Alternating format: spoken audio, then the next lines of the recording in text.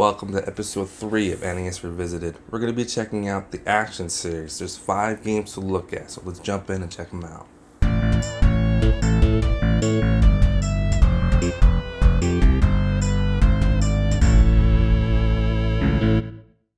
First up in the action series, we have Super Mario Bros. Now I know I don't need to say much about this game, it's a platforming masterpiece. Being Nintendo's first side-scrolling platformer, they really set the bar high for the genre. You have the pipes that take you to the underground, coins to collect for building up extra lives, you got power-ups to make you big, throw fire and become invincible, and a run button. Yeah. Gamers today take this for granted, but it was a pretty novel concept that allowed variation in level design. You get 8 different worlds with a final dungeon at the 4th stage of each world. It's an amazing game and I could leave it at that. But let's be honest, how many people actually played through all 8 worlds to beat the game? For that reason, I'm going to spend a little extra time going over Super Mario Bros. Stumbling upon warp zones is pretty easy. They don't even try to hide them well in this game. Once you figure out that you can warp from 1-2 to World 4, then from 4-2 to World 8, the game becomes significantly short from 32 levels down to 8 levels. In this process, you miss out on tons of challenging levels. To really appreciate this game, you should play through the game at least once without warping. Using warps, my best time is about 7 minutes, but if you choose to play warpless, you will get way more content and challenge from Super Mario Bros. So let's check it out. World 2-1 starts off like a more challenging 1-1. Once you finish, you go down a pipe and you would think you'd get another underground level. Nope, water level. This adds a different gameplay element that is fun and challenging even if you have a fireball power-up. There are areas with coins that suck you in like a whirlpool effect. World 2-3 is all about running for it, flying fish all over the place. Your best bet is just run and don't look back. World 3 has a nighttime theme and introduces the Hammer Brothers and the free lives trick. Jumping on a Koopa Troopa shell in the right fashion will allow you to indefinitely bounce and collect lives. This will definitely come in handy if you're trying to beat all the levels in this game. A couple of fun facts: you can do a little dance. We used to call this the Pee Wee Herman. This is ice skating.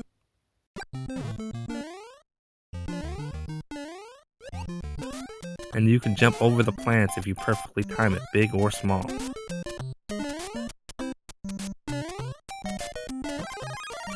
And Mario doesn't throw fireballs, he spits them. Alright, I made that up. It's still Spitfire power-up in my book though. World 4 introduces Lakitu, aka Porcupine Chucker.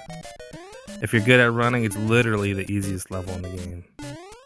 World 4-2 actually has 2 warps. The first one lets you select World 6, 7, or 8, and if you stay up and run past that last pipe, you get World 5 warp. 4-3 is mushroom platforming. World 4's dungeon is a little different than the rest. That's because it's actually a puzzle. To advance, you have to take the right path or it will loop forever. World 5 ramps up the difficulty with some bullet bills and white trees to change up the scenery. In World 6-1 and -2, you're back in that dark stage, but the difficulty is way higher. You get a weird, white, snowy level for 6-3, but you don't slide, which is great. Koopa picked up some hammer throwing skills though, so watch out.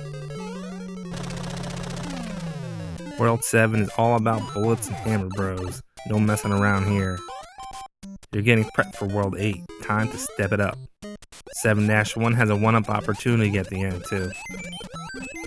7-4, also a maze. Good luck. Alright, World 8. My guess is most people are familiar with World 1, 4, and 8 since that's the quickest way to beat the game. World 8 is actually fairly easy if you can stay powered up. Platforming isn't too hard besides some tricky stairs at the end. The biggest challenge comes when you need to survive past the Hammer Bros while holding onto the power-up. There are a decent amount of power-ups, but none in the final dungeon. We know Koopa chucks hammers, so if you approach them small, you have to be real crafty to get past them. Alright, let's wrap this up.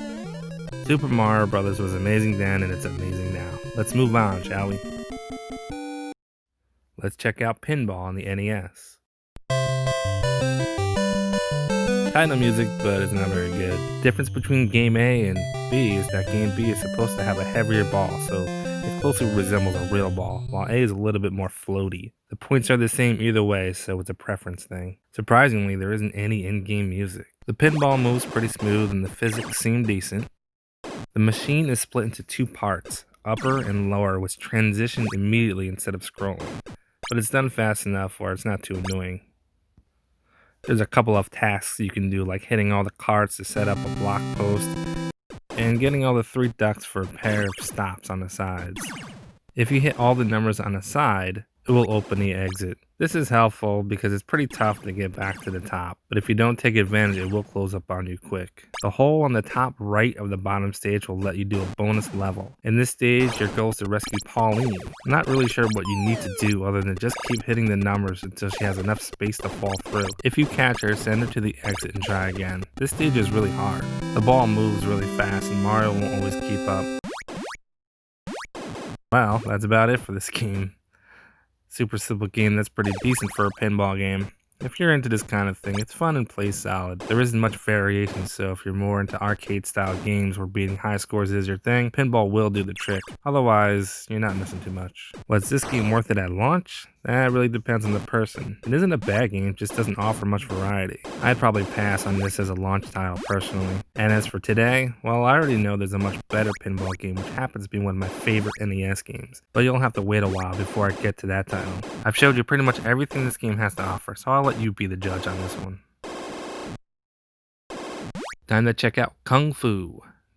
No title music, but you do get stage music. Nice. Now I'll be honest, I have a bias against this game because when I first played it, it was like the late 80s and I hated this game. I remember playing this game at a friend's house, and although it looked fun, I couldn't get really far. As usual, game A is beginner and B is more challenging. The beginner difficulty is tricky until you get the hang of things. Had I owned this game as a kid, I'm sure I'd feel more nostalgic on this one. Also, there was an arcade port. Since in the 80s, arcade graphics were superior to the console, Kung Fu was one of those games that people loved because they got to play a home version of this game. We have to remember, I'm reviewing this game based on October 1985, so I have to check my bias. The premise is simple. You're a Kung Fu expert named Thomas. You karate kick and punch your way past the floor so that you can rescue your girlfriend Sylvia, who feverishly awaits her rescue. Each floor has their own boss you must defeat to advance. You have a timer and energy bar to worry about. Be prepared to die a lot using trial and error to figure out the best way to defeat each boss. This game is super simple, a bit repetitive, but it's a side-scrolling beat-em-up worthy of a few rounds. It's also a fairly quick game once you figure out the strats. Keeping this one short, is it worth launch day purchase? Keeping personal bias aside, it's obvious this game was appealing for 1985. I was big into martial arts in the 80s, so I'd most definitely want this game if I had a chance. But by the time I got to try this game, I already had a favorite NES fighting game to compare it to. And no, it's not Double Dragon, but I'll give you a hint. So, do I recommend this game now? Well, I don't like this game, but it is good at its core, and you should try this one out for yourself if you can. Changing gears a bit, we have Ice Climber. Nice little tune with a demo at the start. I dig it.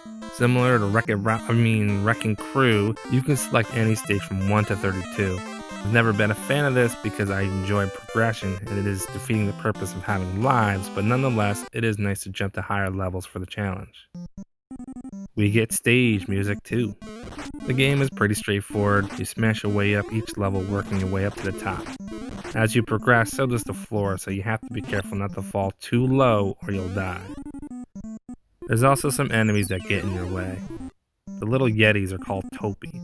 The birds are called nitpickers, and there's polar bears too. There's breakable and unbreakable floors. The ones with the diagonal lines are moving floors to move your climber in certain directions. As you get near the top, you enter the bonus stage where you can collect items for bigger rewards. If you get this far, you essentially beat the stage. You won't lose a life if you fall during this bonus stage, so no stress. Make it to the top and jump at the condor to complete the bonus stage. If you beat stage 32, it loops and goes back to the first stage. And that's about it for Ice Climber. This game is a lot of fun, but can be pretty challenging. Not because of the level design, mainly due to the poor jumping mechanics. With floors that move at high speeds, platforms that cruise past you, you'll find real quick that the jumping mechanic is awkward and frustrating. You don't move forward much when you jump, so if you don't time your landing, you can't adjust much. Margin of error is really high, but I found it the easiest to just jump directly up and just a few pixels away from where you want to land. When it comes to the moving platforms, jumping straight up is your best bet. Then when you want to jump off the platform, you gotta make sure you're just a pixel off and then try to jump forward onto the platform, kind of like before. Was this game worth it for the time? Absolutely. The jumping mechanics are terrible, but the game is still a blast even today. Try this game out if you can, it's worth a playthrough. Time to finish up with Clu Clu Land. Nice intro music. This game has a strange premise. You cruise around between pegs uncovering hidden coins until you've collected all of them. They usually make some sort of a picture, so if you see a coin, there's usually a couple next to it. Believe it or not, this game actually has 2-player co-op. You have to avoid that portal looking thing, but if you're holding onto a peg, you can float right over it. You can also shoot enemies to make them harmless. You can smash them against the wall and they'll disappear for some extra points. After every 5 levels, there's a bonus stage where you just try to collect all the coins before the time runs out. The controls take some getting used to. It's not like Pac-Man where you press the direction you want to go. Well, sort of. You press a direction for a hand to come out. If you hold the button, you can spin it around endlessly. This is awkward for maneuvering, but I like the concept. Sometimes instead of a coin, there's a rubber band. Anytime you change directions, the controls get a little sketchy. The more you play, the better you get. There's only 5 stages plus the bonus, but as you loop, the difficulty does increase. The replay value is shortened considerably. This is a game I never heard of as a kid, and this was my first time playing this game. So do I believe this was a launch day purchase? I'll be honest, with all the titles we've seen, we're not even finished with the launch titles. I'd probably say no to this game as a launch title. But I'd definitely pick this game up later in a bargain bin. Is it worth it today? I think the awkward controls are enough to avoid playing, but if you're patient with games and don't mind learning the mechanics, this one is worth a playthrough. Check it out. Alright, well that was the action series. We're almost done with the launch titles. In the next episode, we're going to be checking out the Zapper games and we're going to find out whether it's a hit or a miss. Let's go check it out. Thanks for watching and be sure to subscribe so you don't miss any of the new episodes. Thanks.